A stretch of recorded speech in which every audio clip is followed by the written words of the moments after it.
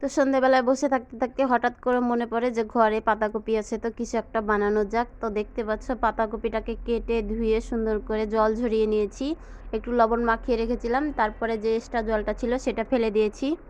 তারপরে হচ্ছে যে আরও অনেক কিছু নিয়েছিলাম, তো কী কী নিয়েছি চলো তোমাদের সাথে সেটাই এখন শেয়ার করব। তো প্রথমে নিয়েছি ধনে পাতা কুচি, নিয়েছি লঙ্কা কুচি, পেঁয়াজ কুচি, তারপরে আদা কুচি, রসুন কুচি, নিয়েছি গোটা জিরে, একটু লবণ, একটু হলুদের গুঁড়ো, সাথে ছিল বেসন, চালের ময়দা, একটা ডিম, 2টা টোস্ট বিস্কুটটাকে আমি সুন্দর করে গুঁড়ো করে নিয়েছিলাম। তো দেখো সুন্দর করে এখন কাটলেট বা চপ, মানে কাটলেট বলো বা চপ বলো, যেটা যে মতন বলতে পারো। তো দেখো এখানে আমি সুন্দর করে যে কোনো একটা শেপ দিয়ে তারপরে হচ্ছে যে বিস্কুটের গুঁড়োতে সুন্দর করে কোট করে নিলাম। কোট করে নেওয়ার পরে এখন সুন্দর মতন ভেজে নেব তেলে দিয়ে, হালকা যখন তেলটা গরম থাকবে সে মতো দিয়ে ভাজতে হবে, নাইলে পরে ভেঙে যাবে। তো দেখতে পাচ্ছ আমি এখানে সুন্দর মতন ভেজে নিয়েছি। আর এই দেখো তোমাদের দাদাভাই খাওয়া দাওয়া শুরুও করে দিয়েছে। তোকে জিজ্ঞেস করলাম কেমন হয়েছে, তো ওর অবস্থাটা দেখো।